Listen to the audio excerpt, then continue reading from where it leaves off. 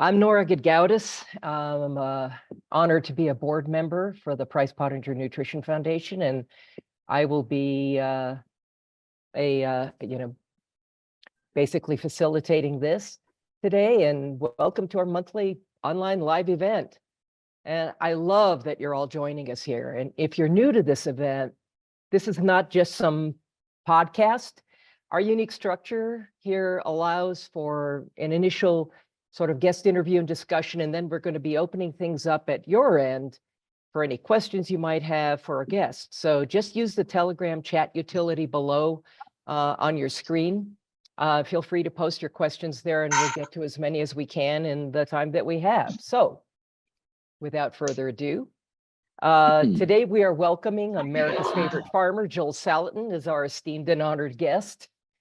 And for a man that truly needs no introduction, we could actually spend the full duration of the time we have set aside for this event today simply enumerating all of Joel's work and accomplishments.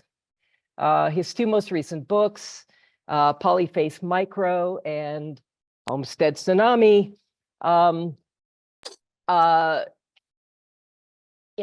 basically reflect an important and growing trend toward moving back to the land, embracing the dream of self-sufficiency. Since we here at Price Pottenger Nutrition Foundation are promoting our Food Freedom Project, Joel is a more than fitting guest to help inspire and motivate all of you aspiring to the vision of food sovereignty, community, and the preservation of our human and animal connection. He's a writer, speaker, and educator extraordinaire, who has been featured in Michael Pollan's famous book, Omnivore's Dilemma, as well as having also been featured in numerous documentaries, including one we were both featured in called The Magic Pill. Joel has 15 published books and a thriving multi-generational family farm, the now famous Polyface Farm. And Polyface Farm, for those of you that aren't familiar with it, is a family-owned farm in Virginia that practices holistic management, animal mobility, and something called polyculture, which I'm sure he'll fill us in on. He knows his shit and he knows his manure. So he also has a blog and educational website you should all check out called thelunaticfarmer.com. And Joel passionately defends small farms, local food systems, and the right to opt out of the conventional food paradigm. He's a soul brother and aligned warrior for the preservation of our ancestral birthright and true food freedom. To say it's an honor to welcome you, Joel, to this monthly Price Pottenger Nutrition Foundation event is, well, kind of an understatement, to put it mildly. So welcome, Joel. Thank you, Nora. It's a really an honor and a privilege to be with you. Yes. It is. Yeah, it's really great having you here. So you've been talking about opting out of the mainstream food system now seemingly forever, and getting back to the land. But lately there's been this seismic upheaval in our mainstream culture, hardly worth mentioning, right? And all these long-held illusions about many things. And there's a major shift in awareness of the failures and imminent failures, perhaps, of our centralized systems, and an appreciation and a quest for decentralization and returning to the land for our preservation and our sustenance. When did you become aware of the exponential spike in movement back to the land and the revitalized sort of dream of homesteading? Yeah, well, it really dawned on me there in 2020. 2020, I think for those of us who have a little bit of life experience, is going to go down as a memorable year. Around here, we call it BC and AC, before COVID and after COVID. Right. But 2020 was really a year of black swans. I mean, we had the corona, the COVID thing developed, but that set off a whole lot of responses, not the least of which was over 1 million brand new backyard flocks of chickens. In October of 2020, the #1 most Googled item in all the whole food, the food space in Google, the #1 item was how do you make a mother sourdough? And Oh, yeah, wow. and so you know, uh, then in 2021 we started, you know, here at the farm, you know, we have, you know, people that come by, they, you know, they're on vacation, they're on something, going to a wedding or whatever. People stop by the farm, you know, they, they've heard about it, read the books, whatever, they want to stop by and see it. But in 2021, we had, I'm just going to say daily, maybe it wasn't daily, sometimes it was 2 a day, but we had a steady stream, unprecedented, of these rental RVs. See America, Yeah. uh, where you rent an RV, and these folks, it was a steady stream, day after day after day. And what are you doing? Well, we're leaving California, New York, Michigan, you know, someplace, and we don't know where we're going to land yet, but we're on a 1 month journey, and we're visiting places, and we're gonna find some place and reestablish elsewhere. Normally, you know, Tennessee, Kentucky, Florida, you know, Missouri, Arkansas, South Carolina, North Carolina, Southern Virginia, yeah, Idaho, yeah, exactly. And in other words, we're gonna, a lot of it, and I don't want to be partisan here, but a lot of it was blue to red politically. A lot of it, True. a lot of it was urban to rural. It was urban to rural, and most of it was, um, the phrase that I kept hearing was, I just want to disentangle. By the end of 2020, with the lockdowns, with the Fauci lies and everything that was going on, all of us that were thinking intentionally, we just felt like there was a noose that was tightening, and it was getting worse and worse and worse by the day. And for many people, for some people, for the first time in their life, they began truly mistrusting these iconic trusted institutions like the CDC, like, um, uh, their doctoring, All of it, the media, their all the doctoring. political Yeah, arena, everything. the hospital, you know, the orthodoxy, and Which, this just set in motion, and I was watching this, and then you know, by that summer, and then since then, we've just had a groundswell of conservative homestead festivals and seminars that have sprung up. I mean, I'm doing, I don't know what, 10 or 12 of them this year, and they're all over the place: Ohio, Florida, South Carolina, Idaho, Indiana, Wisconsin, um, where in Idaho are you going? Oklahoma, Coeur d'Alene. Oh, okay. All right. That's the modern homesteading expo, and Coeur d'Alene. So they had their first one last year, 2023. Most of these are only, you know, at the most 3 years old, and they had their first one last year and had, I think, 3,000 people. And Melissa tells me this year they're going to have double that, and that's coming up here in late June.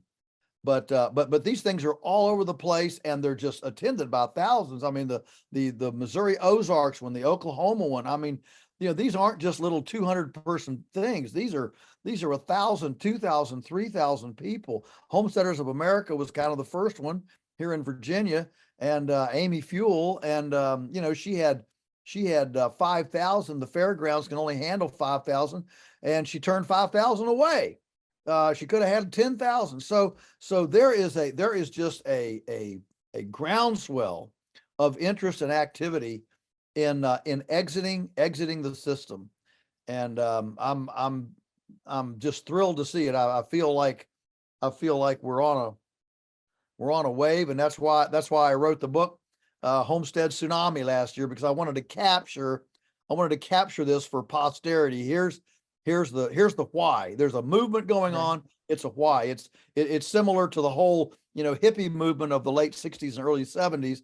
But this I think is not colored with as much boundaryless. You know, Yeah. it's a fairly conservative, kind of a going back, if you will, rather than a going off the rails. Well, I think it's actually brightest silver lining around the whole. I mean, it's sort of like A Tale of Two Cities, the best of times and the worst of Yeah. times, you know. It's Mm. it's a, you know, it's a total shattering, you know, of illusions, and people being reminded of what's really important, you know. Yeah, yeah, absolutely. And when those store shelves went empty there in the spring of 2020, I mean, I've seen a few years and I've seen a lot, but I had never seen that level of, and the thing was, it wasn't like a snowstorm, you know, where they emptied them out on a Friday evening and then by Monday morning everything was restocked. I mean, Right. this went on for weeks. This shortage. I mean, not just toilet paper. I mean, Right. it was the meat, it was the food, it was everything, and it showed that the fragility was real. You know, it was interesting that that year somebody did a word study on British Parliament, and they studied the words efficiency and resilience, and they found out in the 10 years prior to 2020, each in 2020 compared to the 10 years prior to that, the use of the word efficiency dropped by half and the use of the word resiliency doubled. Wow. So that shows, I mean, that's British Parliament, okay, in their whatever their Right. discussions are. Yeah. So, you know, this is capturing the capturing the Right. language and the transcripts. And yeah, that's a profound shift in thinking that we're actually starting to think was, you know, maybe even more important than efficiency is resilience. So we actually have something to be efficient about. Right. Right. It's like the conventional food production systems are efficient, at least, you know, Right. not exactly what you call sustainable long term, No. but highly efficient and highly profitable. But Yeah. that's not what's ultimately important, right? Right. So, Right. and so yeah, there's this whole, I mean, yeah, I'll let you continue, but Well, I mean, so you had that. Well, then that, you know, a whole bunch of dominoes happened at that time. One was, you know, the emperor has no clothes as far as this industrial food system. That was one. And then another one was, you know, I can't trust the government to tell me anything honest. That was the next one. And then another one was, oh my, look what my kids are learning in school. yeah, You know, as this school lockdowns and parents are looking over their kids' shoulders and seeing what's going on, and as if parents weren't already dealing with too much screen time, the not going to school quadrupled the screen time. Kids couldn't go visit each other. There was no physical, and so suddenly people were, you know, were pulling their hair out about this whole screen time. And now, of course, what we're seeing is more eating disorders, suicide, teen suicide. The mental health of young people is, you know, in the pot. You know, it's not a, you know, it's not a good thing. And so as you start looking at that, all these elements, safety, security, and stability of food, um, you know, self-worth, feelings of confidence and self-worth, affirmation, just human affirmation. Uh, you feelings of connectedness, Yes, absolutely. right? It's connected. And so people began, well, what, you know, what's the alternative? And you have the dysfunction of the city, you know, defund the police, you have smash and grab, and you've got the meltdown of the economy, you've got inflation, the Fed, you know, we're now, what, this month, I think we're now the federal budget, the interest on the federal debt has now passed the entire Pentagon budget for the first time ever. And you start seeing these things, and people started saying, you know what? What's the cure? What's the best? If the wheels are going to fall off and things are going to go into dysfunction, I don't want to be in a fifth floor condo in the middle of a big city. I want to be where I can grow some carrots, shoot a deer, and get some firewood, Right. and do some things for myself. And so as people started looking around for that, I wanted to capture what I was hearing, what I was seeing, what people were telling me as to the why of why would you pick up and go to unpaved roads? Why would you go to a place where Papa John's pizza does not get delivered? Why would you, do this? And I wanted to capture that as a movement, kind of manifesto of a movement. Right. Yeah, and you did exactly that. I mean, it's really a magnificent book. You know, so there's so many there's so many food sovereignty resources out there, right? But in my mind, they tend to have a couple of problems in common. They focus mainly on how to, garden plant-based foods, and they're also focused on how you can, they're kind of in an unspoken way talking about going it alone, right?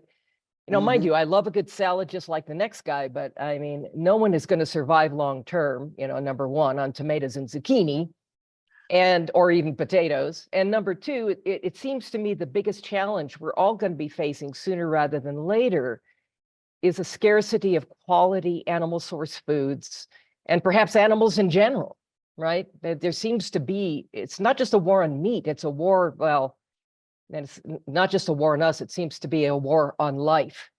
But also the challenges we're facing as a human society are not challenges anyone can face alone. I mean, this is, not a Rambo thing, right? No one is going to make it through this time sitting in some bunker surrounded by buckets of beans and rice and a wall full of ammo, right? Right. The lone wolf approach to survival is a total myth. So people everywhere understandably frightened, and they feel isolated, and I think by design. We humans are at our best operating and participating in community. We're social tribal species. So I know that none of this is lost on you, but what in your mind is the importance of incorporating animals into your food sovereignty approaches? And what in your mind are some of the best ways to get started with that? Yeah. So one of the reasons why in non-industrial cultures, or let's say developing, I don't want to be condescending to anybody, just in the less techno sophisticated cultures, one of the reasons that animals are considered so valuable, even as money, in Africa, they use animals for dowries, for brides, not, well, bribes too, but brides, for dowries, things like that, is because animals represent real-time nutrition that you can have on hand without electricity, without refrigeration. And if you have to flee and move, they can move with you. And if you have to, when you slaughter them, and you cure this, you've got real nutrient density. When Daniel Boone headed out to Kentucky, and was gone for, 3 or 4 months, he didn't carry watermelons and zucchini on his horse. He took jerky, pemmican, dried meats, that sort of thing, because you can actually live on that for a long, long time. A really long time, yeah, for sure. Including cheese instead of milk. Okay, Right. And I love milk, but you can take, and so part of this whole approach is, how do we create nutrient density in real time, that's both producible and portable, in real time. And so, yes, I'm a huge believer in animals, and of course, animals can provide a tremendous number of, of benefits. I mean, chickens are, they can take your kitchen scraps and turn them into junk. They can go out in your backyard and peck around and eat, worms and bugs, and give you a wonderful egg. You can live a pretty good while on a really good, nutritious egg. Right. That's a great thing. And when the chicken gets done, you can, eat her for for food. And so you have these multiple functions where an animal can eat all the ticks in your yard, eat your kitchen scraps, turn grass and bugs and worms into a wonderful food. Yeah. Think about a sheep or a cow, an herbivore. The beauty of herbivores is that as long as you have grass and sunshine and rain, you can have food. And that's one of the biggest problems with fake meat, lab cultured meat, and all this stuff, is that it puts the food funnel into a very constrained elite thing, where if all of your food has to come through a $1 billion laboratory, there are very few people that have access to that kind of food, or if they want to cut that funnel off, it's an easy shutoff valve. Whereas with you're having an animal, as long as there's rain, sunshine, soil, and grass, it's an ultimately democratized system for nutrition. Yeah. And so there's a lot there to a lot of benefits, not only from just a production standpoint, but from a nutrition standpoint of having animals. A pound of beef nutritionally is worth way more than a bushel of squash. Well, when you talk about superfoods, the ultimate superfood. Yeah. That's right. That's right. So where do you start? So, if you live in the city, probably you're not going to have a cow. But now, before I wrote Homestead Tsunami about the why, a year before I wrote Polyface Micro, which is the how-to. So I did the how before the why, actually, and I did the why because I ran into people who were being told by friends and family, "You're nuts. You mean you're going to leave the city and go out into where it's dark at night?" and thought they were nuts. And the other one was, I was running into families that had made the jump a year or two in advance before, and they were discouraged. The cow got mastitis, the fox got in and ate half the chickens, and the tomatoes had powdery mildew, and they were discouraged. And so that's one of the reasons I wrote that. But the Polyface Micro book is about, I even have a chapter in there on how to have chickens and rabbits in a Manhattan apartment. And the key there is the carbonaceous diaper. If you're going to have animals in the city, you don't want to actually pasture them. You don't have enough room. But what you do is you put them, you create your structure so that it has a deep bedding, a carbonaceous bed, like a compost pile, and that absorbs the manure and the urine and keeps everything. You don't want to put them on a slatted floor or on newspapers or anything like that. You want them to have this vibrant, decomposing compost pile. Nature only sanitizes two ways. One is with rest and sunshine, which is the pasture-based model where you're moving them along fresh grass all the time. The other one is vibrant decomposition. So they're basically on a compost pile. But like any compost pile, it takes some depth. You can't make a compost pile 4 inches deep. You need something 12, 18 inches deep. So you just design your little holding thing. If you've got 3 chickens, 2 chickens, whatever, you got 3 or 4 rabbits, you basically have a carbon base underneath that then they defecate into. For the chickens, they can scratch in it and keep it aerated, and it actually creates its own bugs and worms and things like that helps feed the chickens.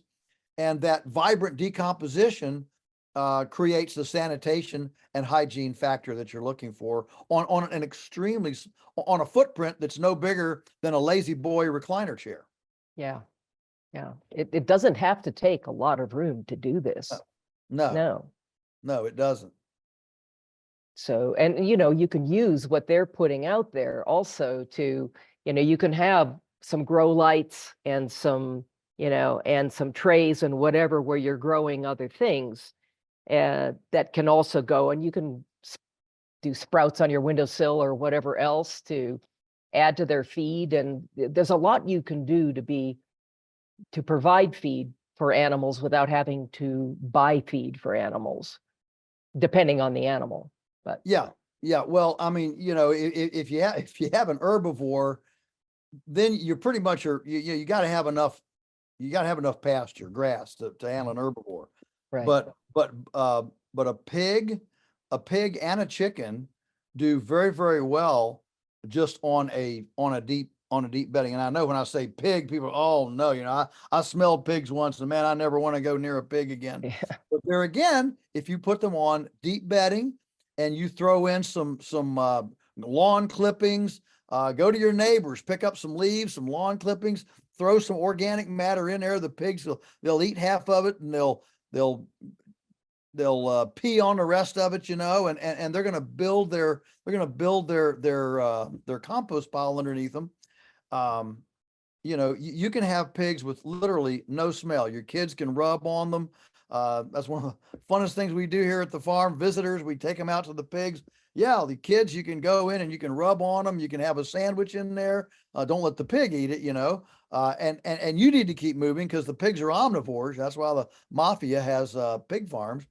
But the omnivores can absolutely be done in a very, very small space with deep bedding, and be done hygienically and sanitary in a very small space, especially chickens. Yeah. And you could do things like quail also. Yeah. I mean, you have a small family, you can, just takes a few more eggs to make that omelet, I guess, but you get eggs and meat from them, and they're kind of quiet, and they're, not too demanding. And they're also, I mean, this is more of a thing in South America, but guinea pigs. I mean, Right. They call them guinea pigs because it really does taste like pork. I went to Peru a few years ago, and I dined on guinea pig a few times, and I thought, oh my God, this is delicious, Yeah. So, and Yeah, again, sure. small space. Yeah, sure. I mean, the fact that we have such a militant anti-meat, whatever, cry in the country, the radical animal welfare folks and PETA and that sort of thing. Well, The fact that we can all sit around, and I mean, I've been accused of being a murderer because I, butcher pigs and cows and stuff. And the fact that we can sit around and have a discussion like that is indicative not of attaining some new spiritual sacred level of understanding, but a profound disconnect from the foundations of nutrition and life. Yeah. So there's a cycle of life and death of which we're a part, Absolutely, and I think yeah. that's one of the greatest problems, I think, where we really started losing ourselves, is where we lost that connection. We lost our place in that cycle of life and death. We're a part of it, whether we know it or not, whether we like it or not. And if we think we can somehow transcend that, it's delusional. Yeah, it absolutely is. And now what we've known with all these new books that are out in the last 5 years about the secret life of plants and how they communicate, the fungus communicates, the tree communicates, just because it doesn't moo or cluck, doesn't mean that there isn't life response there to stimuli, to things. Right. The acacia trees on the Serengeti emit pheromones that go up and make the leaves downwind. They make the leaves become bitter. Everybody wondered, why do the giraffes always graze upwind? Well, it's because now we know it's because these leaves, as they get nipped, those leaves are emitting a pheromone that is screaming to the leaves next door, hey, change your chemical composition and become bitter. Right.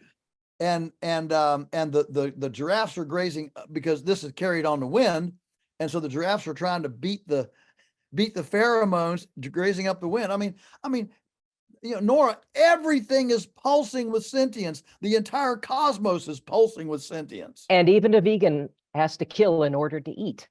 Yeah. And I'm sure, and the only reason plants seem acceptable is because they're not very good at arguing for their lives, except in the form of anti-nutrients that they produce. But, Yeah. Well, I mean, there are, I mean, from a production standpoint, plants tend to be, I mean, you don't have blood. It's not quite as messy or that sort of thing. I suppose. But also they stay put. You don't have to worry about them getting out and running across the street, or a pig going over and tearing up the neighbor's rose bushes. You don't have to worry about that. So, there are some, but another, I didn't even mention this on animals, but the thing about animals is that you can have them all season. They have fur coats, they have feathers, they have hair. And so, plants, I mean, if you live where it gets cold, you've got to think about, greenhouses and solariums if you're going to have plants all the time. Right. But with animals, a chicken can take -20. I mean, as long as she's not wet and she stays dry, and what gets a chicken when it's cold is wet and wind. Yeah. But if they don't get wet and they don't get wind, a chicken is very happy to be at, very, very low temperatures. And so they're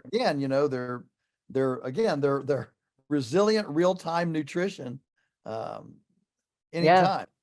And there's a meme going around, that says, Grandma survived the Great Depression because she lived on the land and she knew how to do shit, but the fact is that kind of during that time and during World War II, most people either knew how to grow or raise food in their own backyards. We had the Victory Garden thing going, or there was someone in their family who was a farmer or homesteader that was able to serve as a resource or sanctuary. Nowadays in America, more people than not they're divorced from the land and natural systems. And I'm convinced that's why veganism is generating so much popularity, other than, the propaganda, of course, but it's symptomatic of how far removed we've become as a species from the natural environment in which we evolved. But most people living in cities and other condensed population centers have it in the back of their heads that, beef and lettuce somehow grow at the grocery store, Many school children, don't even know how to identify the animals their food comes from. You show a child a picture of numerous farm animals and ask them where a chicken comes from, and they'll point to a picture of a cow. To make matters worse, there's a whole lot of whatever is at the grocery store, as you well know and pointed out in your book, that isn't even grown or raised on American soil, much less locally. Something like 20% or more. It's shocking to realize how dependent people have become on centralization and how much food we actually import for our consumption, while exporting our own food and crops to places overseas. And so much of what we think of as our food supply is beyond tainted and corrupted now. It can hardly be categorized as food at all. And, homesteading, whether you're homesteading in an apartment in Manhattan or, out on the land in a place like Idaho or Tennessee or something, that's, it's restoring sanity, to the process of producing and consuming food. Yeah, well, it wasn't very long ago, Nora, that if you could shoot it, trap it, or catch it, you could live another day. And so we live in a very unusual time here that we can actually sit around and have these kind of focus group discussions, because our ancestors were, again, they were constantly on the lookout for tomorrow's meal. And that meal was probably on some legs that they had to trap, catch, shoot somehow. Right. And they didn't have time to sit around and say, well, I wonder if we should actually eat bison. I wonder if we should actually eat bison, it's just, again, I'm suggesting that this is not a new spiritual awareness. It's a profound spiritual disconnectedness. Yes. That's indicative with this notion. It's the truth. It's absolutely the truth. So, say you're living in lower Manhattan and you wake up one morning with the realization that you have to get the hell out, what in your mind is the next step besides realizing that you should have gotten out at least a couple of years ago or more? Yes, kind of like the old question, when's the right time to plant a tree? Yeah, Yesterday, 20 years ago. Yeah, right. Yeah. Right. So yeah, I would say, first of all, um, the climate, we talk about climate change. The most important climate change we need to embrace is the climate of the mind. You Mhm. got to get your mind I circled like around that. a different, a different paradigm, a different orthodoxy for you. And once you do that, then once you embrace, then you immerse, and Right. and you don't spend your evenings going to the bar with your buddies and going out to eat. You spend it searching websites and books on homesteading and self-reliance and growing a garden, and you start your little jar of mung bean sprouts on the windowsill, and maybe you get a a little vermicomposting kit, and you set it under the sink so you can start learning about Yeah. worms and decomposition, and you start and then the next thing you want to do is build your relationships. You at the top of the program, I think you were talking about community, and man, I Yeah. want to say amen, preach it, Yeah. because you cannot know all the things you need to know to be successful, especially quickly. There's a there's a time. It's a steep learning curve. Yeah, it sure is. Yeah. It sure is. And I had the most interesting discussion. Tell you a story. A couple months ago, I had these two retiring Army special forces guys getting out of the Army, and they thought the wheels were going to fall off. And they said, "Look, they called me. And they said, look, we want to get to a resilient place." Their wives were on the conference call. And so we had this far-ranging discussion. It was so neat for me to talk to these guys who had spent their career strategizing on what ifs, what if this, what if this, what if. And the bottom line of the discussion was there were two options. You can either go to, Wyoming or Idaho and live in a cave and be a mountain man hermit, and trap and butcher and skin and whatever, or you can go live proximate relationally with people who know how to grow things, fix things, and build things. Those were basically the two options. What was fascinating about the discussion was when we all realized there was a commonality. Those two extremes, one was community, one was hermit. They were both extremes. They can both be done. People have done both of them throughout, history. But the common theme of them both was they take time. They take time to develop. You don't just suddenly go out and know how to trap or shoot or load or make an arrow or a bow or whatever, or skin an animal or, make a knife. You don't learn that overnight, and you don't build these critical eclectic relationships overnight.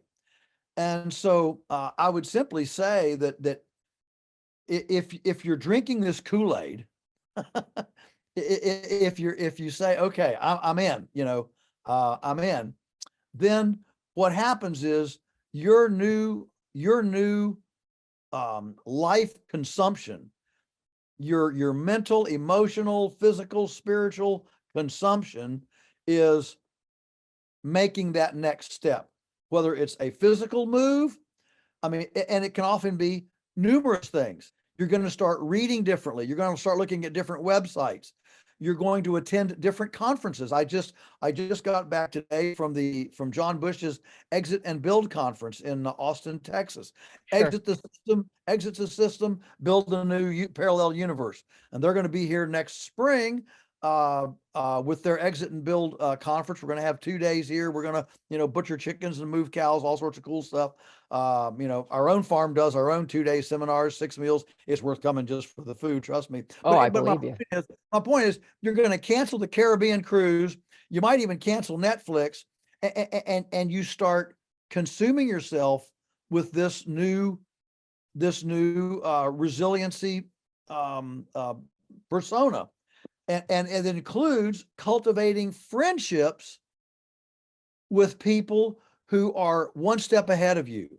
Yes. You know, somebody that already made a jump, made a move, somebody that's already whatever, that already has a freeze dryer, somebody who's already buying green beans by the bushel at farmers market instead of little baby food jars with, lacto fermented green beans with a purple ribbon on top and saying, I participated in the local food system, aren't I, precious. And and so you're going to seek mentors. You're going to see people who are farther down the path than you are, so that you can run with this thing. And those are the kinds of things that you do when you drink a new glass of Kool-Aid. Right. Right. Yeah, for sure. Trusted relationships are probably the most important currency of the new, future that we face. And, we all know people in our circles who do share our values and are thinking about these things. And I imagine, people could be getting together in small groups and starting to strategize. Everyone has different strengths and weaknesses and whatever, and it's just a matter of sort of figuring out who has what, who knows how to do what can we do for each other in exchange for whatever, and create that new sort of parallel economy, right? Yeah. You got to find your tribe. Yeah. You got to find your tribe. And if the people that you've been hanging out with are into TikTok, the Kardashians, and Chick-fil-A, they're not in my circles. that's not the tribe you're looking for. No. You're looking for all the the weirdos out there, that the unorthodox, right? Because the lunatic fringe is where the action is. That's where the innovation is, and that's where the answers come. And so you have to embrace it. My kind of nuts. Yeah, that's right. So, what kind of are you working on any new books or projects right now? So I did Homestead Tsunami last fall, and well, I mean, it came out last fall. I wrote it in the early spring of 2023, and so it came out last fall.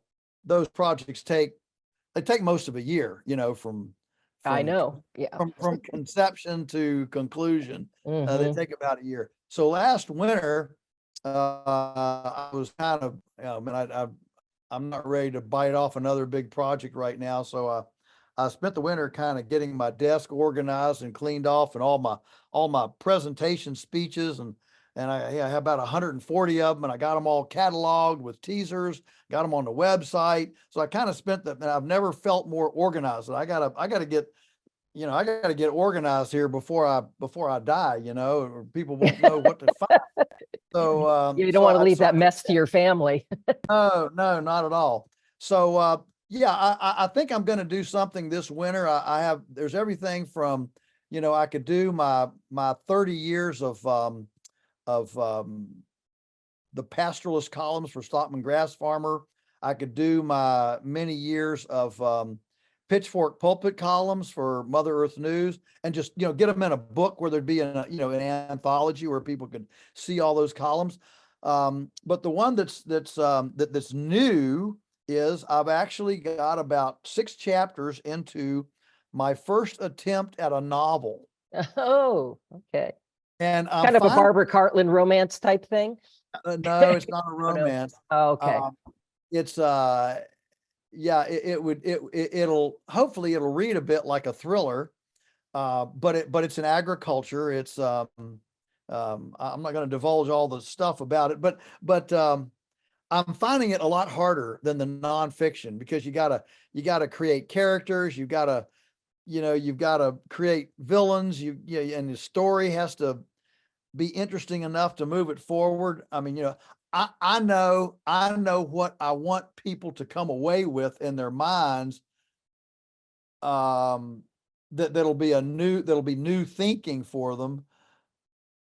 But I got to lay out all this, this storyline to get there. And Wow. so anyway, I'm finding it pretty difficult. I actually had the idea and started it, I don't know what, 4 or 5 years ago, and I got stuck. But now I've gone back and I've been away from it for so long, went back and read some of it. I said, this is pretty good. I think I mean, I found it, exciting. And so anyway, I'm Well, you hoping have a little more wiggle room with something like that too. You don't have to supply a lot of citations and footnotes, that's right. That's right. You can make up whatever doesn't quite work. You just make it up, and you don't have to Yeah, be quite as worried about the truth. And right. so yeah, so I don't know what'll come next, but I expect I'll do something here this winter that'll come out next year. I've got a lot of different writing projects. At some point, I've got to do my marketing book. The title will be Relationship Marketing, Hey, and I like that. I need to do that at some point, but I've not wanted to do that because I feel like that whole world of marketing with the internet and with shipping and distribution and subscriptions and all that stuff, it's just changing so fast that I don't want to do something that's outdated in a week. And Well, and so right. so I've kind of held off on it, partly because our own farm has been morphing. I mean, in 2019 we began shipping nationwide, and Mm, that was a big deal. We'd never done that before, and but that showed what's happened in the last whatever 15 years is that the price of the brick and mortar interface right, has gone way up, and the price of electronic aggregation, shopping carts, and UPS distribution has decreased. So right, you're increasing at the price of the cash registers and keeping all the lights on and the insurance paid for a public interface. right, That price has gone way up, and the price of the electronic has gone way down. right. And so, um, Well, we're actually able to be, for the first time, we can actually ship frozen stuff nationwide and be actually price competitive. In fact, you're going to love wow. this. Spring a year ago, we started shipping eggs. I would have never thought we'd ship eggs. You know what, Nora? We can ship eggs. Now I'm in Virginia, here in Western, not West Virginia, Western Virginia. Big Mhm. difference. Yes, yes. Yeah, Ah, gotcha, gotcha. Yes, okay. gets Western complicated, yeah. and and we can ship eggs to Baltimore, Philadelphia, New York, Chicago, Los Angeles, San Francisco, Portland, Seattle. We can ship eggs to those places cheaper than folks there can buy them at farmers market, Really? because in those The in chickens the fly there themselves or what? no No? no no, it's because the cost of doing business in Uh, those very dysfunctional, highly right, stratified, not too many middlemen, right? high tax, highly regulated, defund the police, those urban areas, the cost of doing business is so high that in our backwater, where you never have to lock your car except in August to keep the neighbors from putting runaway zucchini squash in it. Yeah, And we have low taxes, low crime. It's just a very easy place to do very, relatively less government intervention. yeah. Um, the cost of doing business is just less. And if you had told me that 2 years ago, I'd have said you were nuts. But here we are, and it's amazing the efficiencies. In fact, MIT did a study several years ago, farmers markets compared to in supermarket food, and it really hit people like me like a sledgehammer. What they found was the carbon footprint of food sold at farmers markets was higher than it was in supermarkets. And the reason is because the farmers markets had such tiny volumes. In other words, the average farmers market round trip was 40 miles, or Mhm. 40 miles one way. But the problem was you're only taking, 1 or 200 pounds of stuff. Okay. Oh, Whereas mhm. when Jolly Green Giant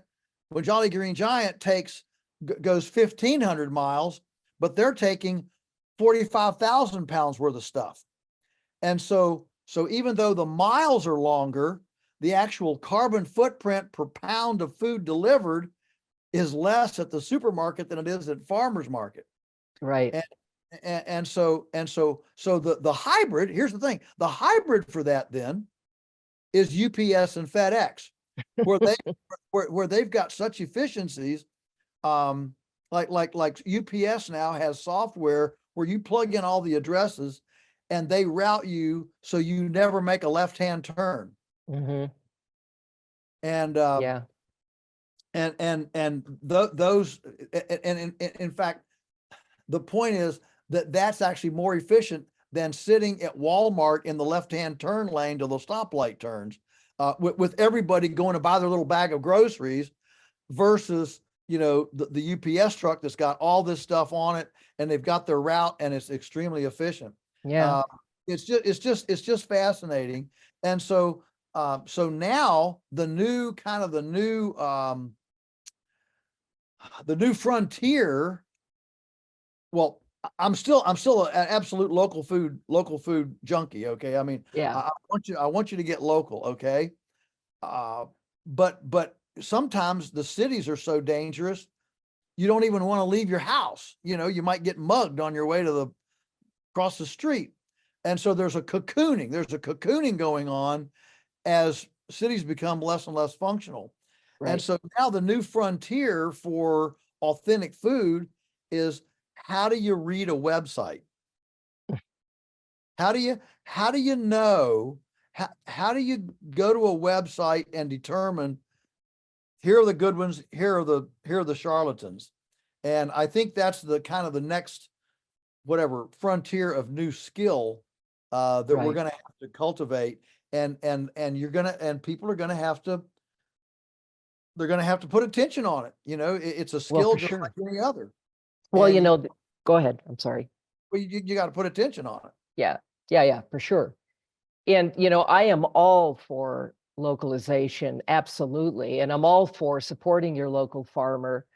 Although around where I am, you know, if you're into organics, you're some kind of hippie or communist or something. You know, it's still a little bit of a retro mentality in the area where I'm at. But to me, the ultimate solution, and it's going to have to be, because somebody like you, Joel, I know you have this huge farm producing all this amazing food, but you're just one freaking farm and you've got people locally you've got to support and all of that. So it's not just about supporting your local farmer, because pretty soon those local farmers are going to be so overwhelmed, and they're also going to be easier targets for regulators and weird, bizarre new laws and you know, bird flu crap and whatever else that comes down the pike. The ultimate solution in my mind is to become your own farmer, right? Well, yeah, To the extent that it's possible. well, that's the ultimate, but you and I know that most people just either won't, can't, circumstances or whatever. And so I'm never gonna look. I want people for whom that message resonates. Yes. I want to empower them and say, yes, make the jump, go for it. Okay. Right. But I also am enough of a realist to understand that it's not for everybody. And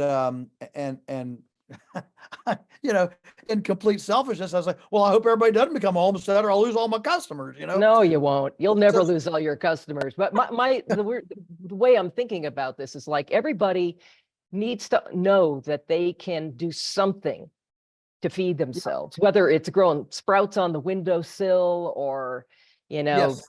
just a few in a little vegetable box in the backyard, or maybe a couple of chickens or whatever, depending on how enterprising they want to get. But to me, the answer is not just doing that for yourself, but getting together with others and figuring out who can do what, right? Who wants it, or who's good at hunting and fishing, who's good at foraging, right? Yeah, And creating these little sort of localized sanctuaries of food freedom, where people Yeah. can, you know, make those ends meet as much as Yeah. possible, because the more of us there are doing this, the harder it is for, food sovereignty to get shut down. Yes, yes. Well, two thoughts there. One is I like to call those food clusters. So think about a food cluster, okay?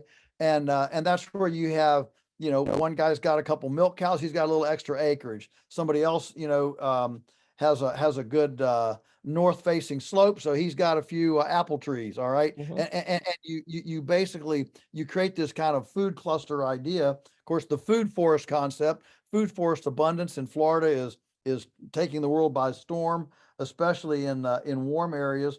But when you said, well, the problem will be, I mean, we'll overwhelm these local farmers. All I can say to that is, bring it on, bring it on. Right. I would love to see that. Look, farmers have always produced to the market. Farmers have always produced to the market. And so if the market changes, if the market changes, farmers will step up to that, to whatever that new market is. Right. And if there's ever been and we're in this time of defund. Well, if we're going to defund something, why don't we defund Tyson and Monsanto? Let's defund that and move all those, defund McDonald's, defund, we're going to know, Nora, we're going to know that we're making progress when McDonald's starts posting negative earnings and starts closing restaurants. That's when we'll know that our tribe is getting some traction. So, one thing we have a mutual friend in Catherine Austin Fitz. We're going to be interviewing her next month here. And, she famously says, stop funding the people that are trying to poison and enslave you, put your money, start funding the people that are doing the right thing in the right way for the right reasons. Right. And that's just a whole different kind of economy that we need to establish. And but the more we do that, and the more we threaten those centralized transnational corporate entities, the bigger the target the small farmer becomes. Which is why I say, spread it out as much as possible. Everybody, should be doing something. Yes. If they say nobody should be doing it, man, everybody should be doing it. That's exactly right. Yeah. Whatever the agri-industrial complex dislikes, that's what we need to be doing. Whatever that is. And they dislike multi-speciation, they dislike small farmers, they dislike food choice, they dislike you cooking your own food. They want to do it all for yourself, so you live on Lunchables and Hot Pockets and squeezable Velveeta cheese. Right. And, no gas stove for you, man. Yeah, that's right. That's what they want. And our side says no. We want to participate in the mystery and majesty of food, even if it's, as you said, mung bean sprouts on the windowsill. Right. We want domestic culinary arts to be cool and sexy again, something that that families do together. And ultimately, we want the kitchen to be the new heart of life. Ultimately, the world that we want to build is home-centric. We have built a world that is anti-home, where home has become simply a pit stop where the race of life happens everywhere else. Yeah. Where actually home should be the launch pad where you create the character, the personas, the faithfulness, the information to launch out into life. And so ultimately, we can talk about food, we can talk about farming, all these things, but ultimately it becomes a lifestyle issue where we actually make home centricity the hub of our life instead of a footnote.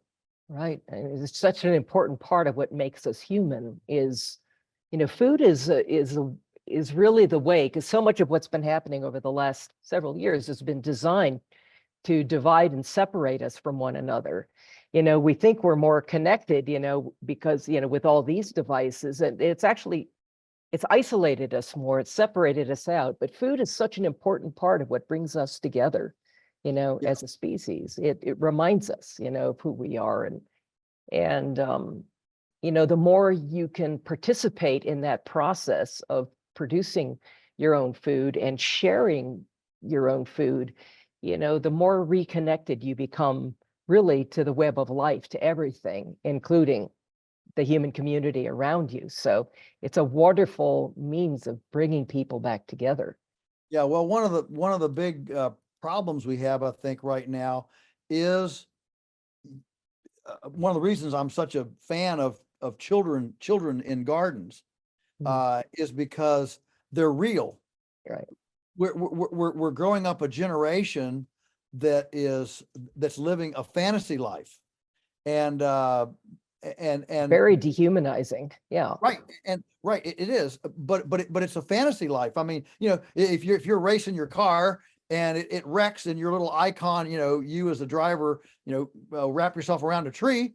In about 2 seconds, the game gives you a new car and a new you, and you're out driving again. Well, Right. that's not the way life is. In real life, you wrap your tree around your tree around a car. You wrap your car, you wrap your car around a tree, and life doesn't just give you a new car and a new you, in 3 seconds. And so my concern is that we've got a whole generation here growing up with this hubris, hubris on steroids, that, hey man, I've got the world at my fingertips, and all I got to do is just punch this button and that button, and man, I can break off the anchor to the mundane things of life, and levitate into a Star Trek future where I'm eating, lab juice and bug feet, and and uh, and the truth is that we are far more like what we've been. Mhm. We are like what science fiction portrays, in science fiction. Right. And so when a child comes to a garden and raises that tomato plant, for example, and the tomato, whatever, gets fusarium wilt and dies, it's for all the marbles, and you realize, whoa, you mean life doesn't revolve around me? No, life doesn't revolve around you. There's something divine. There's something bigger. There's something great big out there, beyond you. And I think that's beneficial. And we do our young people a disservice by letting them come into adulthood thinking, A, that the world revolves around them, B, that they can manipulate it however cleverly hubris can imagine to manipulate it, and 3, that there's no consequence, uh, um, there's no long-term or whatever, final consequences to their decisions. I mean, we see that in health, oh, I can drink 3 Cokes a day. Don't worry, if I get diabetes, the doctor will fix me. I can just take this pill and I'll be fine. And we've let that whole mentality of, I can do what I want and somebody smart enough will fix it. We've let that mentality go into our health as well. One of my biggest pet peeves is the person that says, well, you got to die of something anyway, so you may as well do what you want. And I think that they imagine that they're going to be just sort of noshing on a Krispy Kreme and then just fall over and drop dead. I mean, there's a lot of that kind of shit happening right now. But the fact of the matter is that it's not always that clean and simple.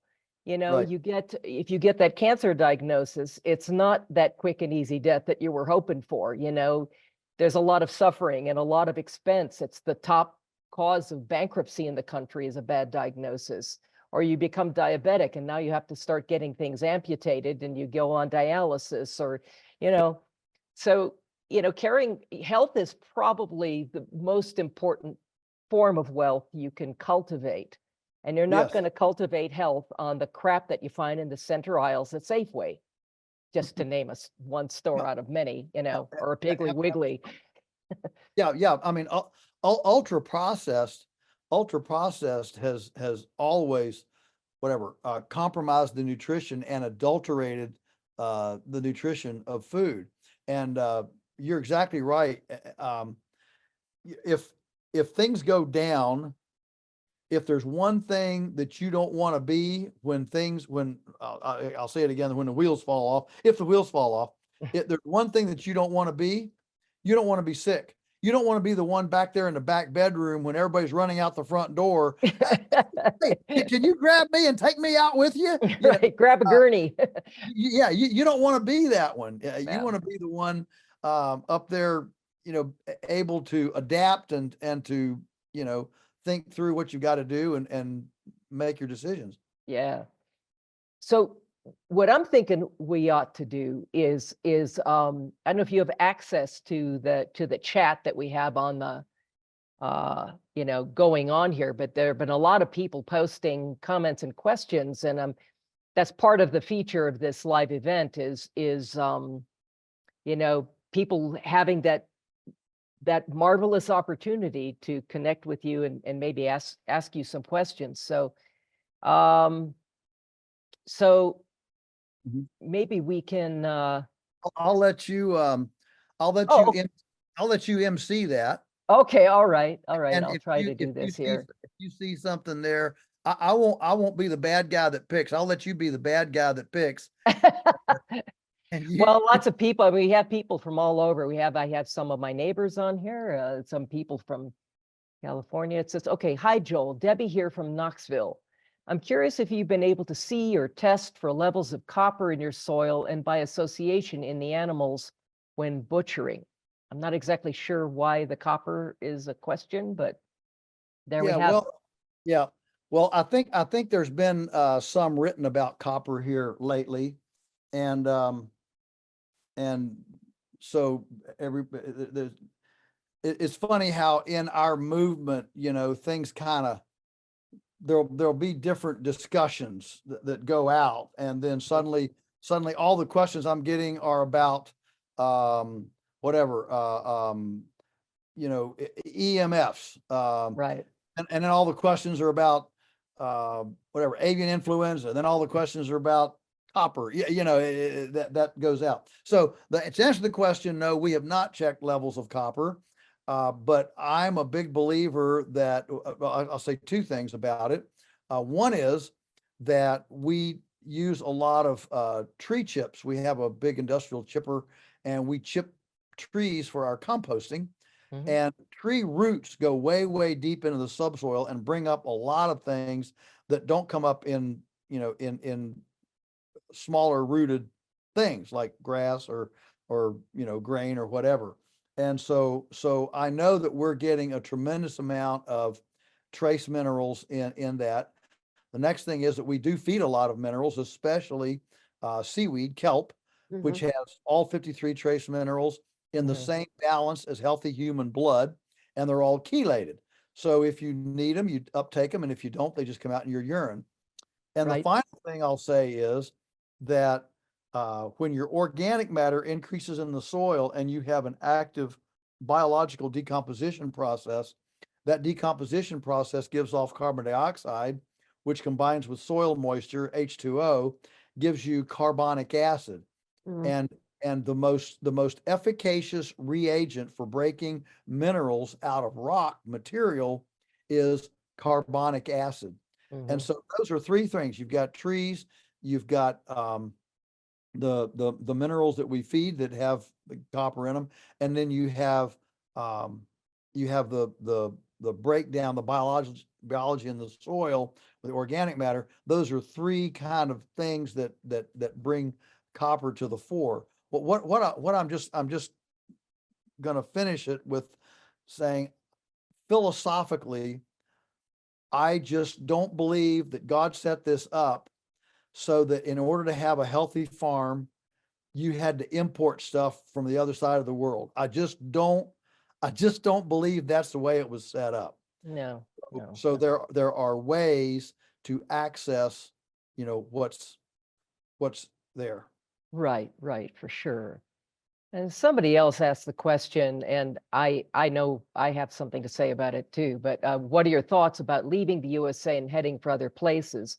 I'm not a fan of the idea myself. I think that unless you are going someplace where you can totally blend in with the natives and look just like them and speak the language fluently, you're setting yourself up for a lot of problems. And one thing that's true about the United States, it is a unique place in all the world in that we are the only place on earth that technically has a decentralized government, at least insofar as it was laid out in the Constitution.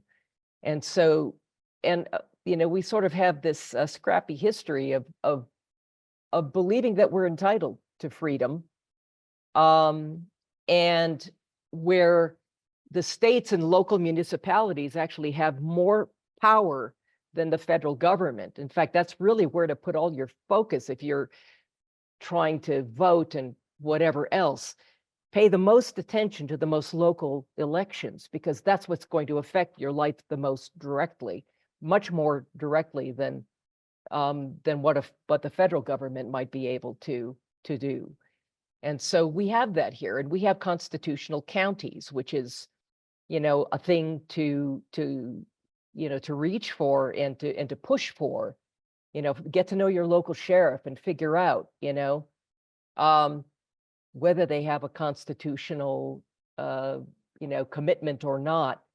And if not, that might be a reason to move to a different county. But the quality of life in so many different states is so different. It's, and the quality of freedom is so different from state to state, now county to county.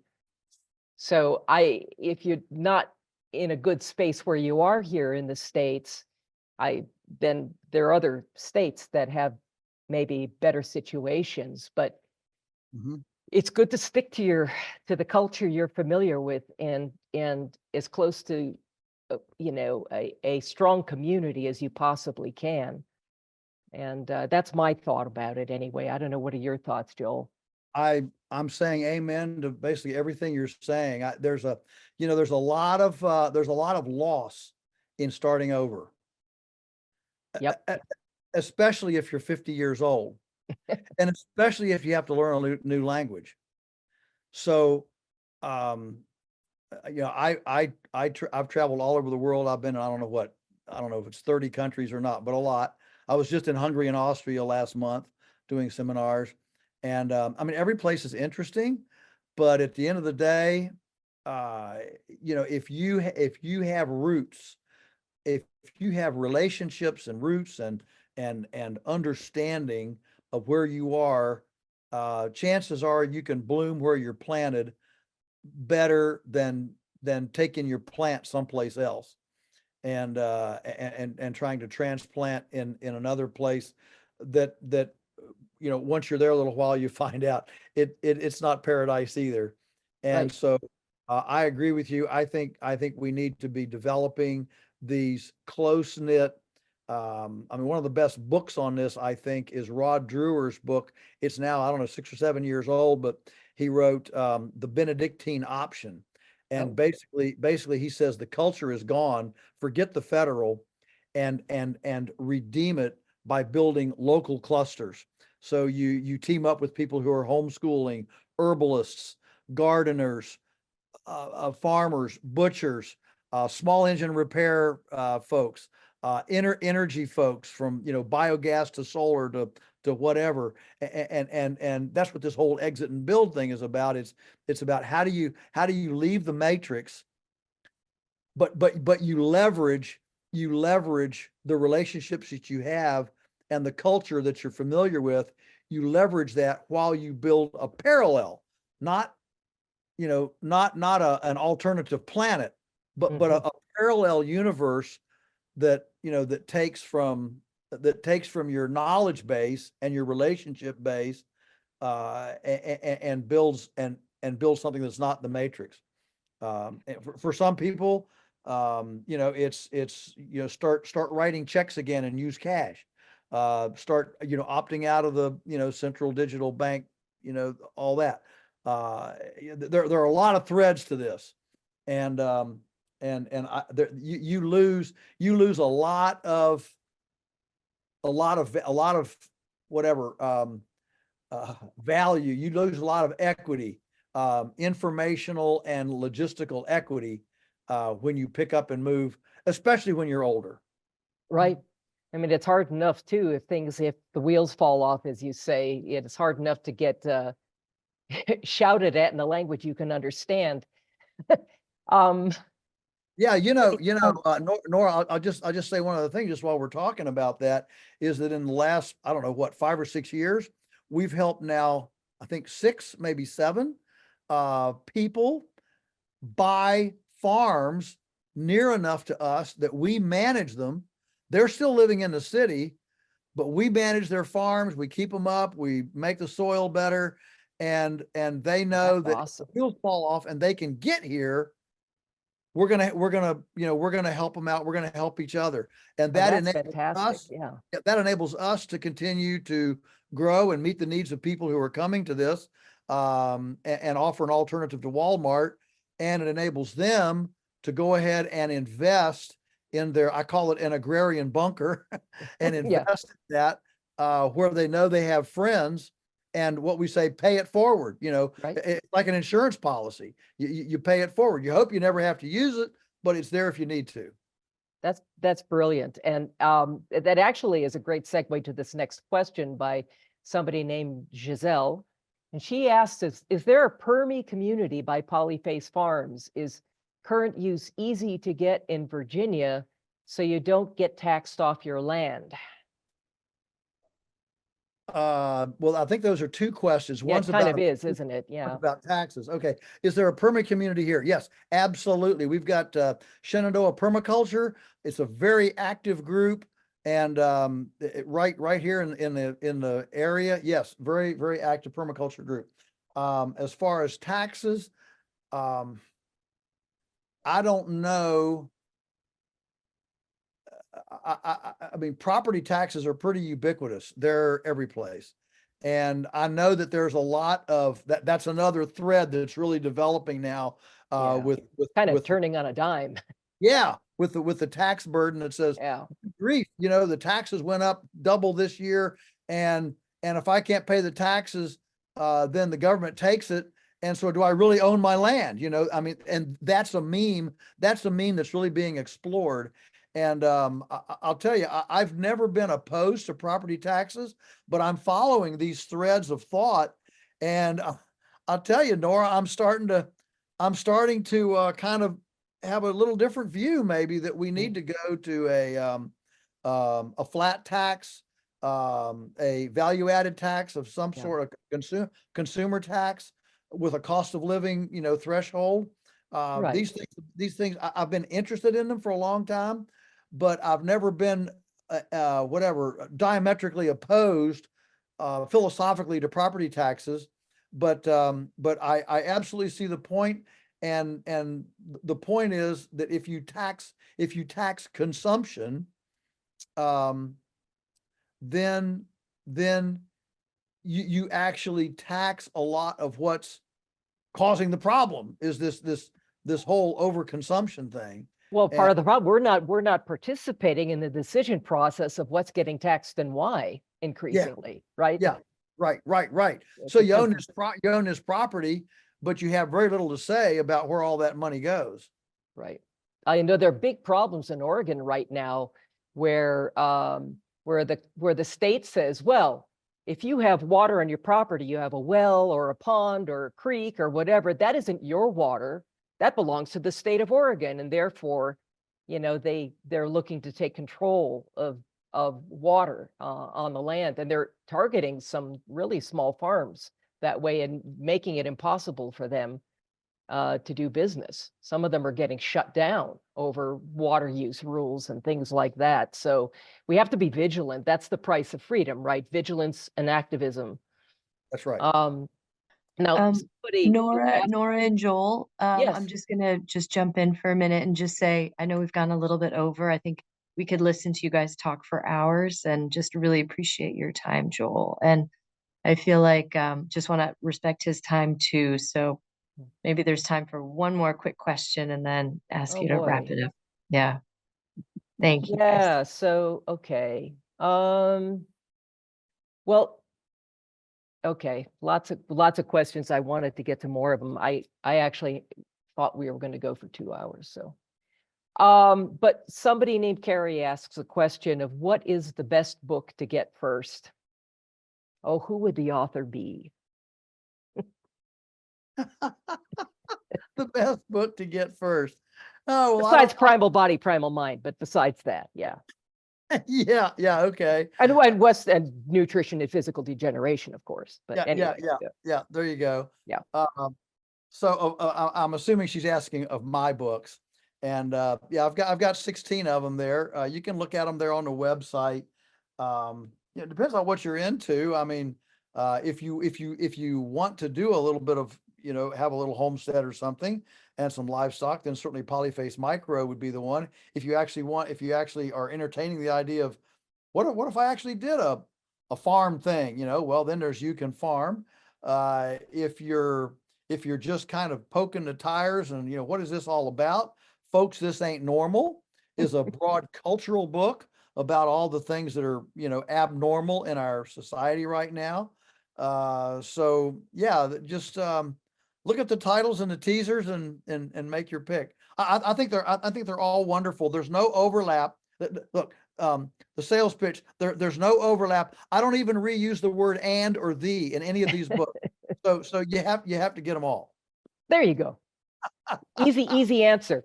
Easy So answer. where's the best place for people to find you, Joel, and if they want Well, to support your work or learn so- more? Yeah, so we're Polyface Farms. I don't have a personal website or anything like that. It's You all got the it's Lunatic Farmer, right? Lunatic Farmer. Yes, it's all it's all on the Polyface Farms website. It's a very comprehensive website. If you want to see where I'll be traveling and speaking, you can see my speaking schedule on there. Come talk to me, see me there, and come to the farm if you want to see what we're doing here at the farm.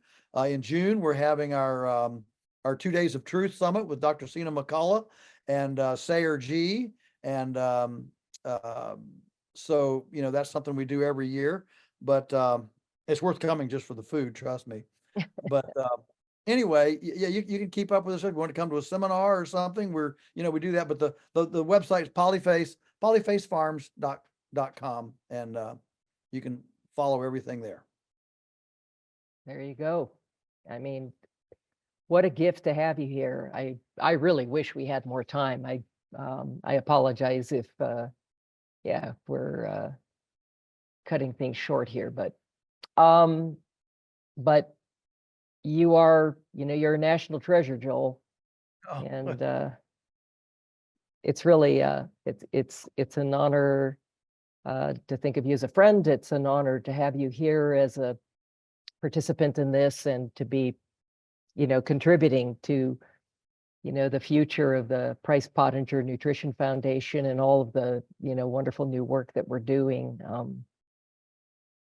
absolutely. Yeah. Well, the work doesn't end, and it just goes on until the last person gets it. And thank you for your leadership and what you do. It's a wonderful legacy that you enjoy, and the world is better for your being in it. So thank you for leading by example and keeping this truth in front of eyes. That there's there are plenty of people to reach, and not very many of us out there preaching. So we just need to keep after it, and Lord willing, we're going to make more and more folks aware of what we need to be doing. Well, So preaching and teaching by example, right? Right. That's right. Thank you very much. It's been an honor and a delight to be with you. Till next time. Yeah, till next time. Hopefully we'll do this again. Yeah. And thank you everybody for participating today.